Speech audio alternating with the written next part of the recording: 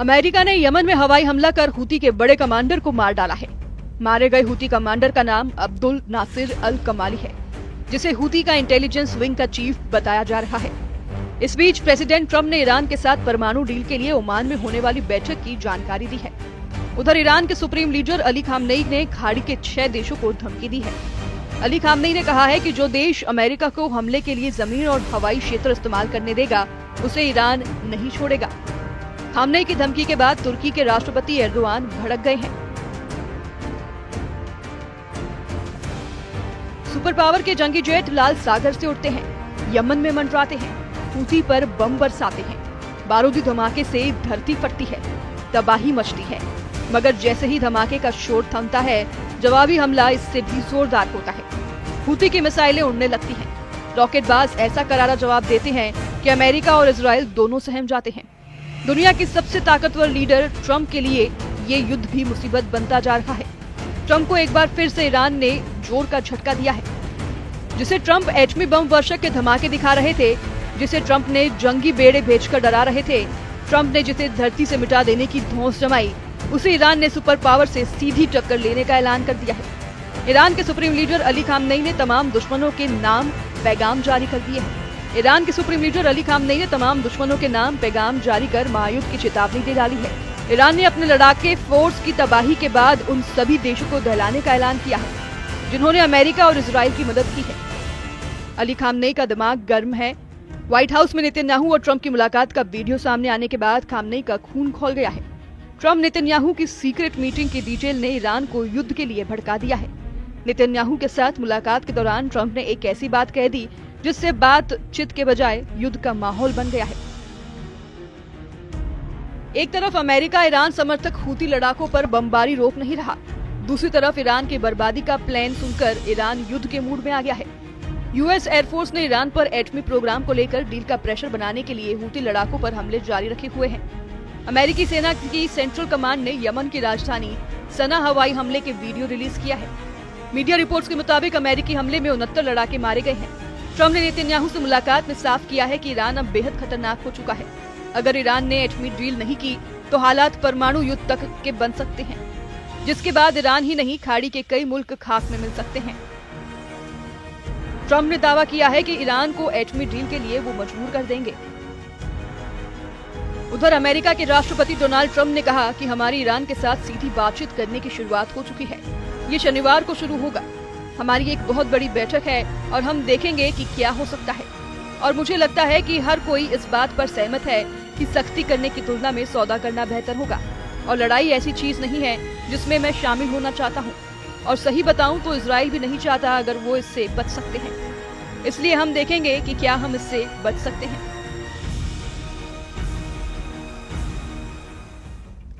Trump ने clear cut कहा है कि ईरान को किसी भी कीमत पर एटम बम नहीं बनाने दिया जाएगा, जबकि ईरान है कि परमाणु हथियारों के कारखाने बंद नहीं कर रहा। ईरान न्यूक्लियर प्रोग्राम पर ट्रंप से बातचीत के लिए भी अपनी शर्तों पर तैयार हुआ है। ट्रंप ने कई बार ये धमकी दी कि ईरान उनसे एटमी डील पर सीधे बात करे, जबकि ईरान ने तीसरे पक्ष की मौजूदगी में एटमी डील के हक में है। ईरान ने अमेरिका को ओमान में परमाणु प्रोग्राम पर बातचीत के लिए बुला भी लिया है, लेकिन खामनेई एटमी प्रोग्राम को बंद करने की बिल्कुल भी मूड में नहीं है। ईरान के विदेश मंत्री सईद अब्बास अरागाची ने ट्रंप को 2 टूक लहजे में मैसेज दिया है कि ईरान का परमाणु कार्यक्रम शांति के लिए है, जिसे जारी रखा जाएगा। तो फिर ओमान में होने जा रही अमेरिका ईरान की मीटिंग में क्या होगा, जिसके लिए दोनों देशों ने हामी भरी है। ईरान के विदेश मंत्री ने सोशल प्लेटफॉर्म पर मैसेज देकर कहा है कि गेंद ट्रंप के पाले में है, तय उन्हें करना है कि युद्ध होगा या फिर शांति। ईरान की अचानक आक्रामक रुख अपनाने की वजह से यमन में अमेरिका को मिली नाकामी मानी जा रही है। 15 मार्च से अमेरिका ने यमन में हूती लड़ाकों पर बमबारी शुरू की।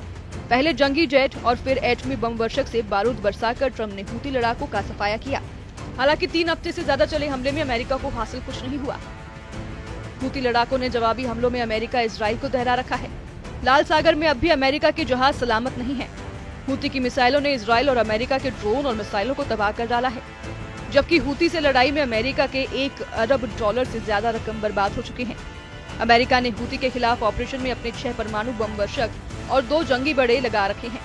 अमेरिका दावा कर रहा है कि अब तक हूती के 80 टॉप कमांडर मारे जा चुके हैं। हालांकि हकीकत में अब तक Houthi chief Abdul Malik Houthi को अमेरिका छू तक नहीं पाया है। हुती चीफ की बात तो दूर है, सुपर पावर के हाथ अब तक हुती प्रवक्ता याह्या सिर्री भी नहीं लगा है। असलियत में अमेरिका को हवाई हमले में कुछ खास कामयाबी नहीं मिली है, जिसे देखते हुए ईरान भी अटैक मोड में आ चुका है। सुप्रीम लीडर अली खामनेई ने तो अमेरिका से दोस्ती निभाने वाले 7 मुसलमान देशों के लिए धमकी भरा पैगाम भेज दिया है। रॉयटर्स की रिपोर्ट के मुताबिक ईरान ने इराक, कुवैत, संयुक्त अरब अमीरात, कतर, तुर्की और बहरीन को संदेश भेजा है। ईरान ने कहा है कि अगर ये देश अमेरिका को अपनी जमीन या हवाई क्षेत्र इस्तेमाल करने की इजाजत देते हैं तो ईरान इसे अपने खिलाफ युद्ध मानेगा। खामनेई के मैसेज से ये भी साफ है कि ईरान युद्ध के लिए तैयार हो चुका है। पड़ोसी देशों ने अमेरिका की मदद नहीं की तो ईरान सुपर पावर को युद्ध हरा भी सकता है। खामनेई अच्छी तरह जानते हैं कि तुर्की को छोड़ सभी देश अमेरिका के पक्के दोस्त हैं, लेकिन एर्दोआन वो लीडर है जहां फायदा दिखेगा उसी खेमे में खड़े रखेंगे। इसलिए ईरान ने तुर्की को पहले ही वार्निंग दे दी है। मगर संयुक्त सेनाओं के आगे ईरान कैसे टिकेगा? ईरान की सीक्रेट पावर क्या है? नेतन्याहू ने जो प्लान ट्रंप को सुझाया है, अगर वो लागू हुआ तो ईरान को भारी नुकसान हो सकता है। नेतन्याहू ने ईरान पर लीबिया मॉडल लगाने का आइडिया ट्रंप को दिया है। लीबिया ने साल 2003 में अपने एटमी प्रोग्राम खत्म कर दिए थे। लीबिया के न्यूक्लियर उपकरणों को दूसरे देश में भेज दिया गया था। असल में लीबिया के न्यूक्लियर प्रोग्राम की शुरुआत होती उससे पहले ही तालाबंदी करवा दी गई थी। वहीं ईरान एटम बम बनाने के लिए कई सालों से जी तोड़ लगा हुआ है। ईरान ने अंडरग्राउंड एटमी तहखाने बना रखे हैं। ईरान के कई एटमी साइटें अब भी दुनिया को पता तक नहीं है। ऐसे में लीबिया मॉडल से ईरान पर कंट्रोल करके भी सिक्योरिटी की गारंटी नहीं है। शायद यही वजह है कि ट्रंप अब ईरान का न्यूक्लियर प्रोग्राम तबाह कर सकते हैं। ट्रंप ने नेतन्याहू का जिस स्टाइल में वेलकम किया, उससे ये सिग्नल मिला है कि व्हाइट हाउस में जब नेतन्याहू की अगवानी करने ट्रंप पहुंचे थे तो उन्होंने अपना मुक्का दिखाया, जिसे दुश्मनों को कुचल डालने का ट्रंप स्टाइल कहा जा रहा है। ट्रंप गाजा का हाल देखकर ईरान को सरेंडर करने को कह रहे हैं। ट्रंप ने दावा किया है कि गाजा युद्ध किसी भी दिन खत्म हो सकता है। उधर ट्रंप का दावा है कि मैं गाजा युद्ध का अंत चाहता हूँ। मुझे लगता है ये दिन ज्यादा दूर नहीं। बंधक संकट अभी भी है, जिन्हें बाहर निकालने की कोशिश जारी है। हमने बहुत से बंधकों को निकाला है, लेकिन इसमें समय लगेगा। बहुत लंबा इंतजार नहीं करना होगा। इजराइल ने आधे से ज्यादा गाजा पर कंट्रोल कर लिया है। गाजा में इजराइल सेना खंडहरों की सफाई कर साफ मैदान बना रही है। कब्जे वाले पूरे इलाके में इजराइल सिक्योरिटी जोन बनाकर बड़ी सेना तैनाती करने जा रही है। नेतन्याहू ने व्हाइट हाउस में एक बार फिर दोहराया है कि गाजा में ट्रंप रिवेरा बनाया जाएगा। ईरान के विरोध के बाद भी हमास को पूरी तरह से सफाया किया जाएगा। इन सब के बीच इजराइल के पीएम नेतन्याहू ने कहा कि हम लंच के दौरान भी कुछ देशों के बारे में बात कर रहे हैं। मैं अभी उनके बारे में नहीं बताऊंगा। जो कह रहे हैं आप जानते हैं। अगर गाजा के लोग जाना चाहते हैं तो हम उन्हें अपने साथ लेना चाहते हैं, और मुझे लगता है कि यह सही काम है। गाजा को दोबारा बनाने में कई साल लगेंगे। इस बीच लोगों के पास एक विकल्प हो सकता है। राष्ट्रपति के पास एक विजन है, दूसरे देश उस विजन पर प्रतिक्रिया दे रहे हैं। हम इस पर काम कर रहे हैं। मुझे उम्मीद है कि हमारे पास आपके लिए अच्छी खबर होगी। ईरान और उसके लड़ाका आर्मी के साथ नेतन्याहू और ट्रंप ने एर्दोआन की चालबाजी पर भी चर्चा की है। नेतन्याहू ने सीरिया में तुर्की की सैन्य तैनाती और सैन्य अड्डा बनाए जाने को इजराइल के लिए एक खतरा बताया है। प्रेसिडेंट ट्रंप से नेतन्याहू ने अपील की है कि एर्दोआन की साजिशों का खात्मा जल्द किया जाए। नेतन्याहू ने ट्रंप से ये भी अपील की है कि तुर्की को किसी भी कीमत पर F-35 जेट नहीं बेचे जाएं। ब्रिटेन के मिडिल ईस्ट आई ने बताया है कि नेतन्याहू ने तुर्की को F-35 multi role fighter jet बेचने के खिलाफ अमेरिकी विदेश मंत्री मार्को रूबियो से बात की है। रिपोर्ट के मुताबिक बेंजामिन नेतन्याहू पिछले 2 महीने से अमेरिकी विदेश मंत्री से गुजारिश कर रहे हैं। इससे पहले मार्च में फॉक्स न्यूज ने अपनी रिपोर्ट में बताया था कि ट्रंप तुर्की को F-35 फाइटर जेट बेचने जा रहे हैं, जिसकी एक शर्त रखी गई थी कि तुर्की रूसी एयर डिफेंस सिस्टम S-400 को हटाए, जिसकी खरीद के बाद ही ट्रंप ने जेट की डिलीवरी रोक दी थी।